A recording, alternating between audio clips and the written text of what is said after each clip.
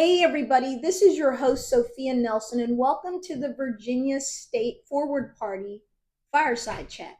I have a very special guest with me this afternoon. We are, of course, pre recording this. Normally, as you know, we do a live stream, but we have a holiday weekend and we know none of you would show up. So we wanted to pre record.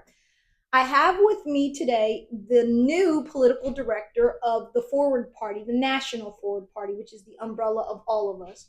It's Kayla Berube. Berube. I'm going to be a clown here. She'll get used to me. You guys already know how I behave. But I wanted to have a conversation with Kayla because she's going to be the person in charge of the politics, the grassroots, the state level coordination with national, the local level. She has a big job ahead of her. And Kayla, my first question to you is first of all, what drew you to politics? And what drew you to the Forward Party? And tell us a little bit about what you're going to be doing and why you think it matters so much right now, given the state of our politics. Sure. And thanks so much for having me, Sophia. This is a really exciting time to be kind of dropping in and giving an update on everything that's going on with the Forward Party. So I'm happy to be here today. When I was growing up, I always say I was a little bit of a weird kid. I grew up in a union firefighter household, about as blue collar as it gets. Democrat household? Um, so I've been an unaffiliated voter my whole life. Wow. And I believe my entire family has also been. But in Impressive. Massachusetts, that is kind of the norm. I used to sit at the kitchen table and listen to my dad tell us stories about the militia that would practice up the street at Old Common in our town during the Revolutionary War. I would listen to the stories that he would tell us about, both of my grandfathers fighting in World War II. And their personal experiences. And so I kind of learned at a really early age, not only our nation's history, but also, how often in that history the really transformative moments had been accomplished by, a relatively small but determined, dedicated, stubborn, and effective group of people. In the context of, civic duty and how that translates into politics, I always found that was something that resonated with me, that I felt particularly connected to. And so I've been, working in politics and on campaigns primarily for Republicans, in almost always in very deep blue districts and states. We're talking Connecticut, Massachusetts, Oregon, California, Hawaii. So So I'm thinking what all of you are thinking. Where is the accent at? Where is the accent? What was the Cobb? Why aren't we talking funny? What happened to your yeah, accent? I've lived all over the country. Okay, so you didn't over the carry the years, accent. Okay, fair enough. it comes back. I know, like when you go home, like I grew up in South Jersey. Oh my God, what happens to my language when I go home? It totally changes. South Philly, South Jersey is a definite dialect. You ever hear Chris Matthews on TV? Yeah. That's it. It's not a great one. Anyway, so finish what you were saying. I'm sorry. Yeah, so I mean, the early years of my career working on those campaigns, working for state parties, I was constantly tasked with finding these kind of non-traditional coalitions, and identifying folks that we could work with within the communities, within the districts that I was working in, who were willing to reach across the aisle, and in many cases, identifying where there were opportunities to build and grow our campaigns in kind of non-political ways. What was most important to the community, what issues were resonating with voters at that point in time. And so I didn't always necessarily even see things through a super partisan lens. Mm-hmm. that shifted over the years, of course. And so, No, I mean, I think what you're describing though is a perfect background for the job you have, right? Because you don't come to this necessarily as somebody who grew up in, say, a strong union Democrat household where it was like, this is the way we do it, this is the way we think, this is the way we vote, or a Republican household. So, segue that into where we find ourselves now. Um, we're living in a very interesting moment. And the yes. forward party seems to be sitting on the precipice of greatness, if you will. And I say that because poll after poll after poll shows that Americans want a third party. Tell me, how do we connect the dots and lead us into the 2025 races as well as 2026 and where you see forward playing a role and how you see this all playing out? Sure, yeah. One of the fears that I live with every day is that the larger movement around us is picking up momentum and may start moving a little bit quicker than we have the infrastructure to handle. Just Good since problem to have. it is a great problem to I know. have. Good problem to have. I always say in politics and in life, there are so many things that are outside of our control, and we have to maintain focus simply on the things that are within our control. But it's really important to have those things that are outside of our control moving in the right direction, right? I have certainly seen over the years, candidates or campaigns who, by the book really ran well-run campaigns. They executed flawlessly, but the timing wasn't right. That grassroots, what the voters were looking for in that moment, just simply was not aligned. Put a pin in that. Oprah would say that's an aha moment. Everybody's talking about this Massachusetts Senate race with Susan Collins. Maine. I apologize, not Massachusetts, Maine. Massachusetts used to be part of yes, Maine, though. A long time ago, but you're right. Maine is what I meant to say. And the guy who's the oyster guy. Yes. I'm calling him the oyster guy because that's what's going to resonate. And the timing, Collins has been a problem in terms of consistency. She comes from a very liberal, centrist type of state, Republic. Come on, Margaret Chase Smith. It doesn't get any better. A Republican with a conscience, the Declaration of Conscience. And Susan Collins has been flippy floppy, to be generous. And here's this guy, they're talking about the governor running. They talked about Susan Rice running. Big names that can raise a lot of bucks, but my money's on this oyster guy for the reasons that you state. Yeah. So something that I've learned over the years is that, at the end of the day, politics is just completely about people. And I think that is important to remember. You think even now it is? Yes. Really? And I think that's why we're seeing this friction with the growing movement of unaffiliated and independent voters who are fleeing these extreme partisan parties because they've lost sight of what really matters. And voters are looking for candidates like the oyster guy in Maine. And I have to admit, I didn't dive deep into his politics or his platform. I know he's running as a Democrat. But it's impressive.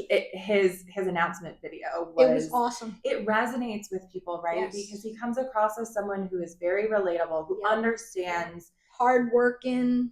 And that's what voters, when voters think about politics, they don't digest it in the way that, pundits and politicos, even like ourselves, might. They're thinking about, how do I make my life or my family's lives better? How does this help my community? And currently, neither party is making that, priority number one. And I think that's where we'll start seeing voters drawn to these candidates who resonate with them, who understand that daily struggle and are willing to buck their own party and say, I'm going to do what's right. Right. Let's talk about 2025 in the legislative races. Virginia has an off year. New Jersey has an off year. Who else has? Is it Colorado? Can I just correct you really quickly? Yeah. Because I had the pleasure to meet someone recently in my travels in Colorado, and we always refer to off years. Yes. And this woman corrected me and said there are no off years anymore, honey. Well, they are true. odd years. That's absolutely a better way to say it, because I think democracy is truly in a very precarious state right now. So every election counts, and you better get out and vote. Absolutely. But back to the 2025 legislative and gubernatorial races, New Jersey and Virginia, everybody will be watching them. Tell me, is Forward going to have candidates in either New Jersey or Virginia? And are you guys positioning in those states? And talk about your predictions for what those state elections will be about. Will they be a referendum on President Trump? I think historically, yes. The immediate odd year elections and then midterm elections generally serve as a referendum on whomever is in power. And we've seen those historical trends and how they typically play out, which certainly spells trouble for the Republicans in 2026. In 2025, we are absolutely running a handful of legislative candidates, both in New Jersey and Virginia, as well as several down ballot races. So, local, city or county elections in New Jersey and Virginia, and in other states across the country. There are also some local elections in other states. And we will have upwards of 50 candidates on the ballot in 2025 that are forward endorsed candidates. Are there any other elections that I'm not talking about that are happening around the country in 2025, like in other places?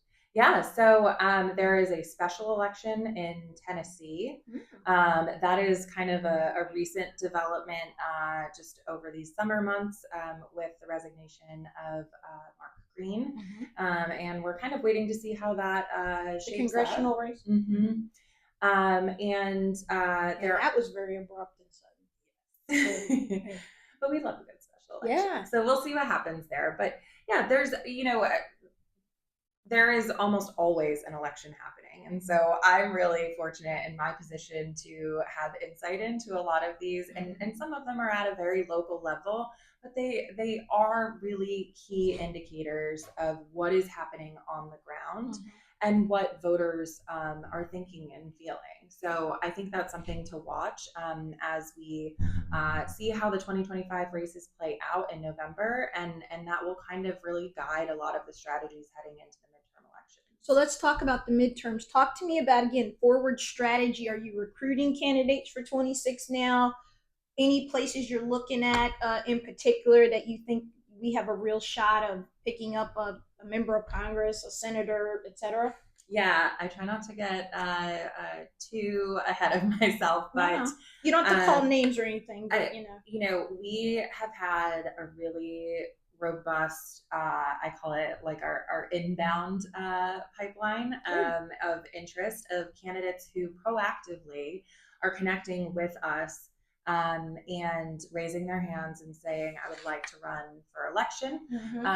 In some cases, folks don't know which office they actually should run for.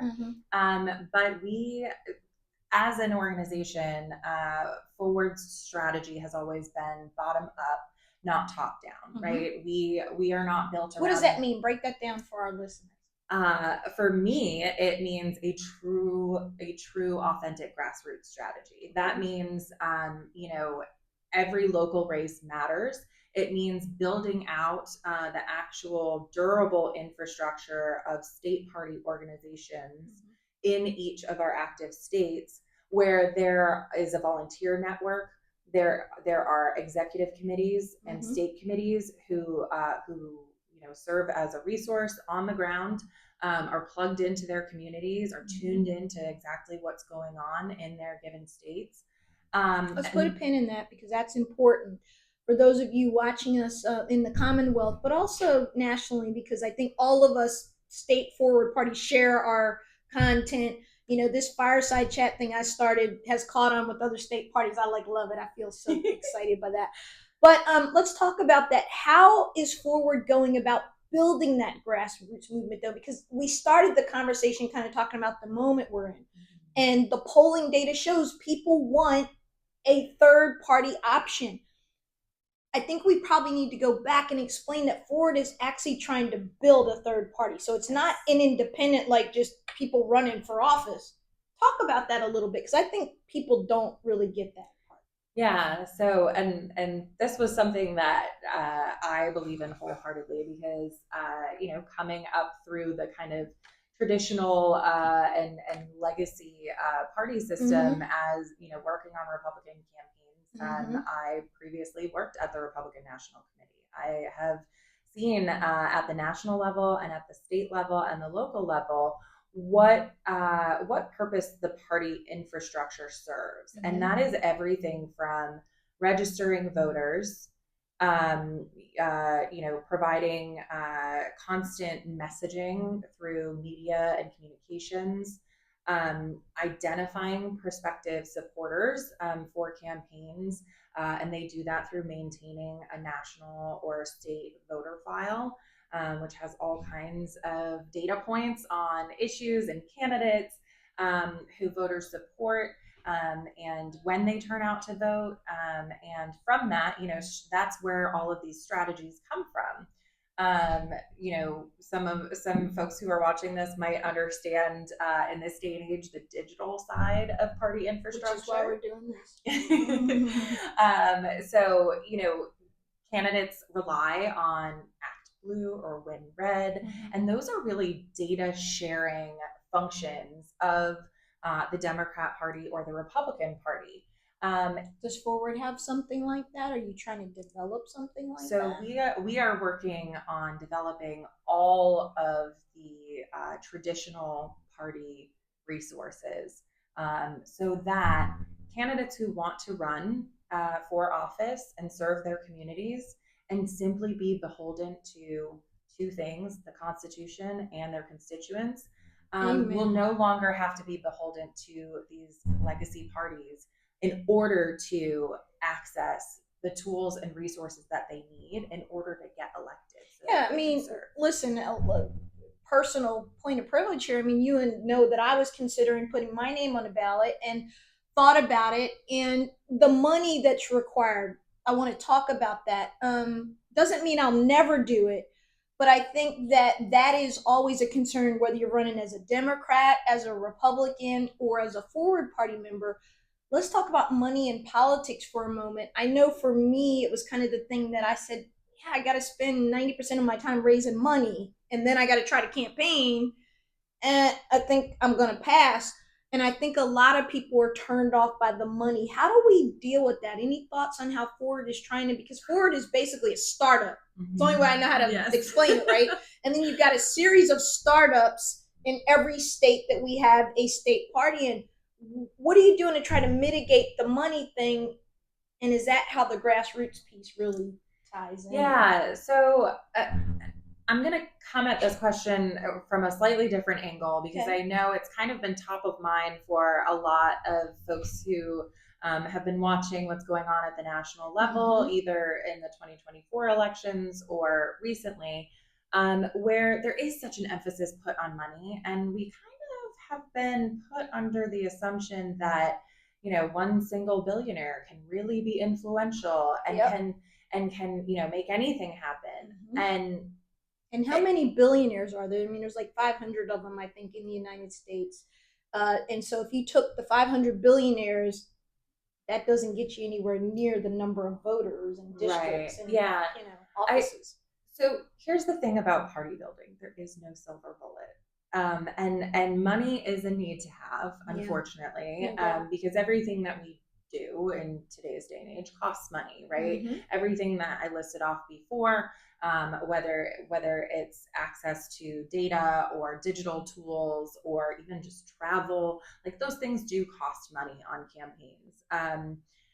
But it's not everything. And there really is no silver bullet for one billionaire to come in here and just rain cash down on us and solve all of our challenges that we face as a new party in obtaining ballot access, in recruiting new people, in connecting people, educating people, and providing those So you don't see it as an obstacle, as a deal breaker. That, in other words, they released the FEC statements this morning for the Democrats and Republicans. You probably saw the same thing I did. The Democrats are actually behind or even, which is interesting.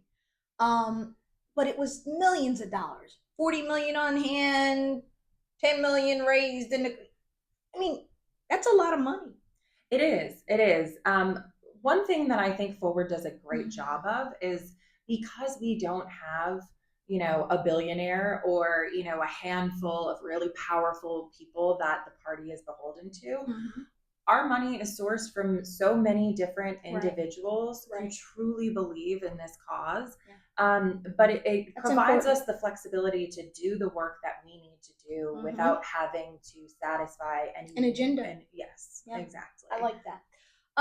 So, recruiting, money, the politics of the day. Let's talk about that. What are you seeing on the ground as you travel around the country and you talk to prospective candidates or people who want to be donors or people who want to host events or whatever?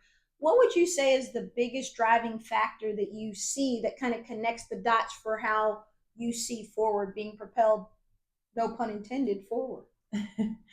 Sure. I think in my conversations with candidates specifically, I think it's really folks who are recognizing this moment in time. And it's kind of. What are you talking about? It's what's the moment? It's the question of if not now, when. The stakes are so high because Congress has become so dysfunctional and our state legislatures. Democracy may be under threat a little bit. A lot of it. A little bit. A lot of it. Exactly. I don't like to sound alarmist. No, but we are the third rail out there, if you will, so we can kind of say what the other ones won't say. Yeah, it is. The stakes have never been higher, but I am energized every day by seeing the number of Americans who, at various different levels of involvement that we get to interact with, are acknowledging that something has to be done, right? And the only way that our government functions appropriately is with an educated and engaged electorate, right? Absolutely. And checks and balances and guardrails and all the things that seem to have fallen by the wayside. Yeah, but it's up to us to protect that. I love that. It's up to us, and I like that phrase.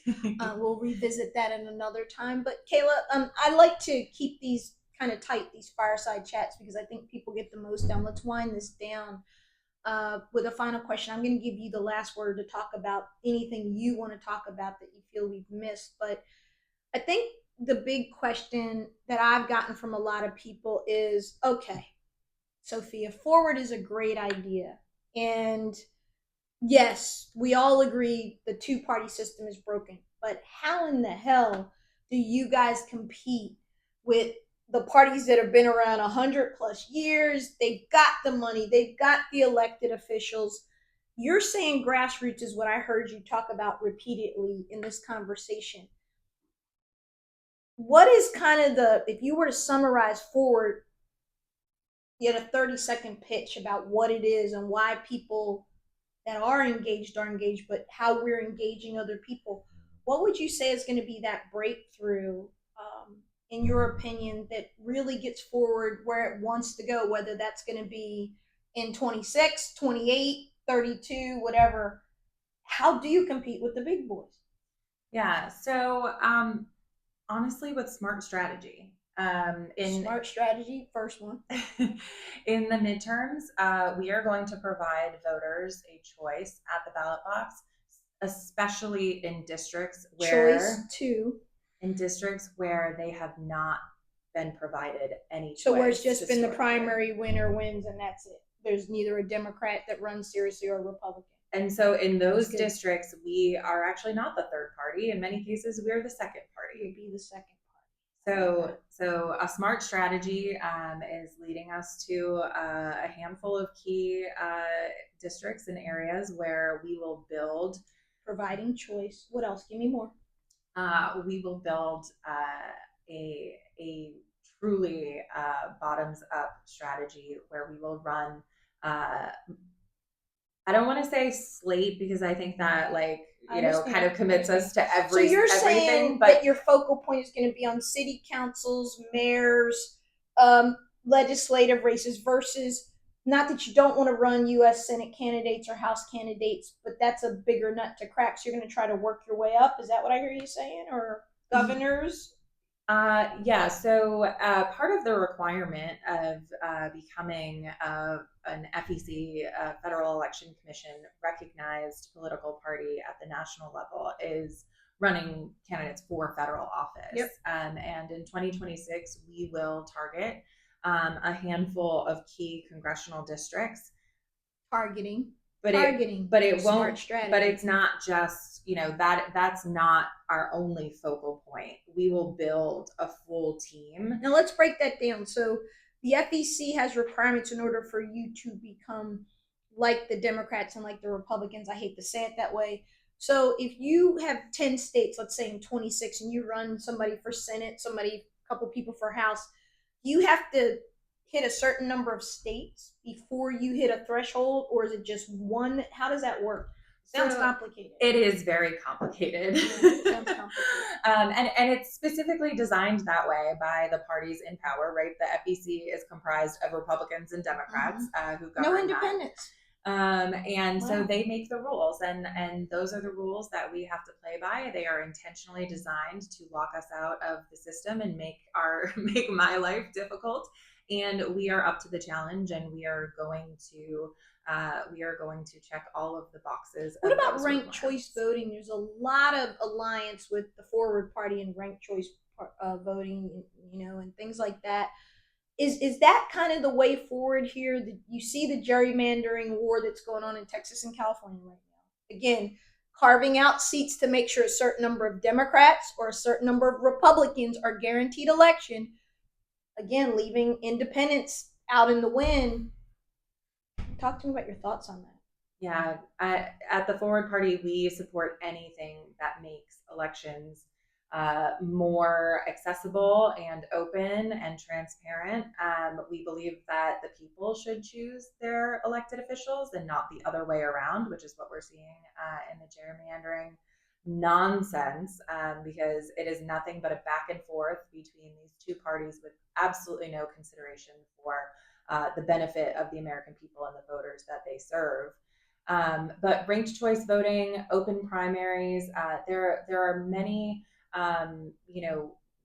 structural reforms that can create an environment where our elected officials are more responsive because there is greater participation from these voters. You mentioned earlier that so many of these really key critical races that might determine control of Congress or a state legislature are decided during primary elections by the most rabid members of their party bases. That's what we have now.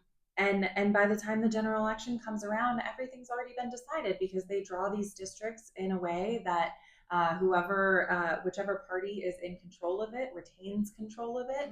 And it is intentionally designed to lock out competition.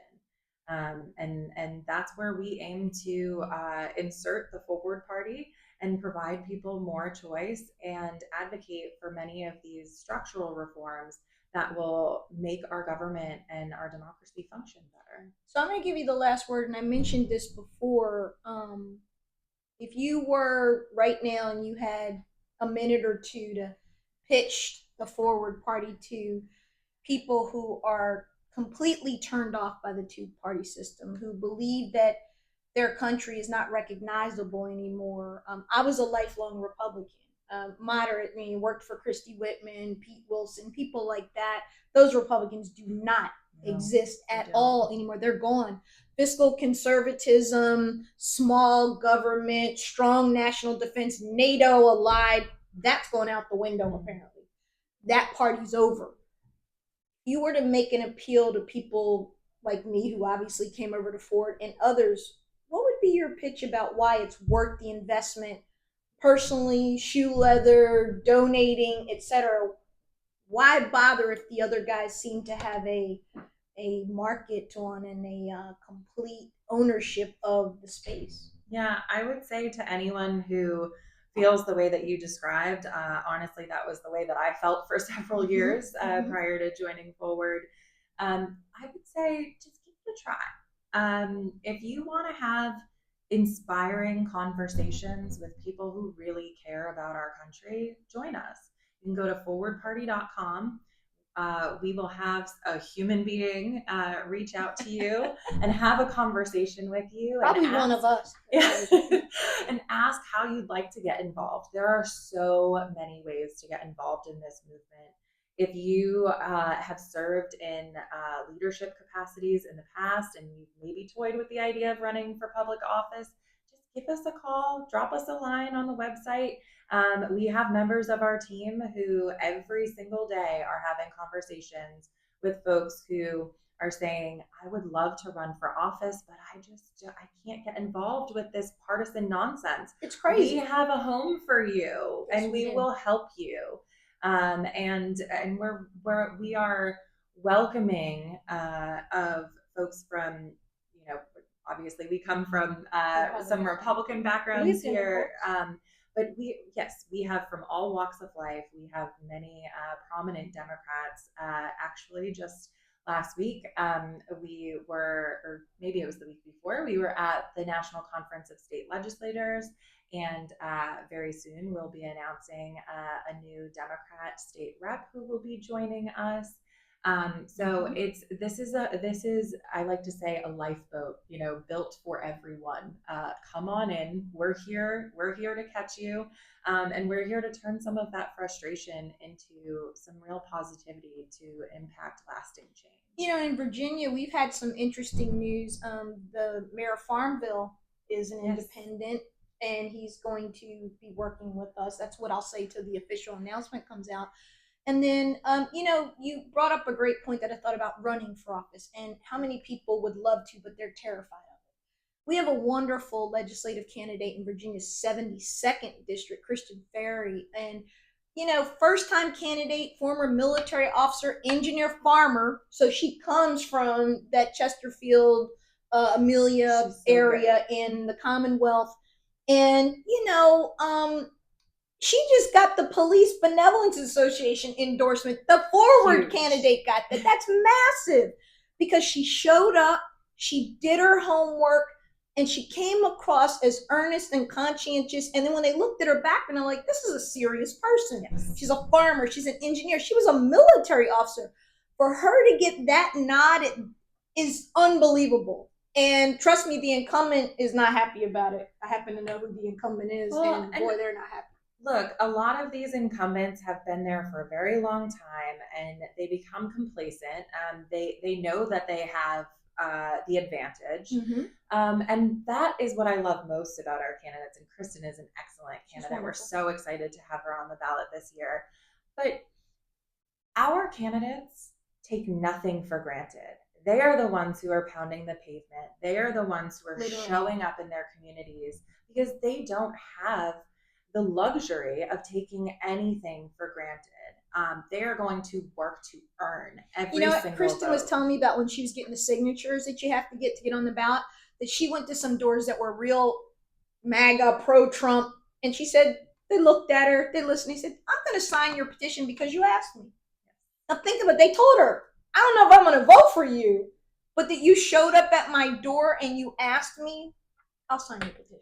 Yeah, and that's something that we do really great here at Forward is we are a party of inclusivity, right? And I just had a meeting with my team earlier today in which I said, we need to make the ask. People go where they are invited and they stay where they feel welcome. And that is what we aim to provide for voters, for curious, potential supporters, for folks who want to run for office or serve in some sort of leadership capacity with our state teams. There are so many ways to help. You can get involved even just sitting in the comfort of your own home behind your computer screen. Mhm. If you don't like talking to people, we've got things that you can do too. But if you're like Sophia and I and you like We to like to gab, talk. we've got plenty of work for Yes, you. we did. But there are so many ways to get involved. So I really encourage people to visit forwardparty.com and fill out our volunteer form and just have a conversation. If you decide that you don't like us, we won't make you hang out. No, and if you are in a state where we don't currently have a chapter or an affiliated party, start one. Yes. Work with us, start one. You know, I'm going to end here. We are heading into America 250 next year. The country will have its 250th sesquicentennial birthday. I don't think that's by accident that in year 249, we're having some trouble. We're struggling a little bit. We're having an identity crisis. We're testing the guardrails of the Constitution. They're being tested. Remember how this country started as she began talking about coming from that New England area and growing up there where the Revolutionary War was fought. These were ragtag farmers and merchants. Watch the Sons of Liberty. Watch John Adams. Two of the best movies you can watch that I think are very historically accurate. I wrote a book called E Pluribus One, reclaiming our founders' vision for a united America, not a divided one, a united America. It started because regular people like us and you got up and said, we're not paying tariffs and taxes on teas. We're not beholden to a mad king.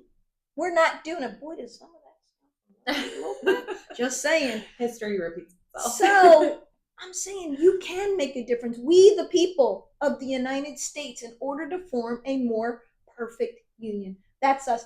Kayla, thanks for joining me. Thanks so much. I love. We will do this again and again and again. This was the first time we've done this kind of sitting with each other in the same place. We usually do it virtually, so I like it. Thank you. We'll get you out and about. I'm going to try. All right, guys. Thank you so much. Bye-bye now.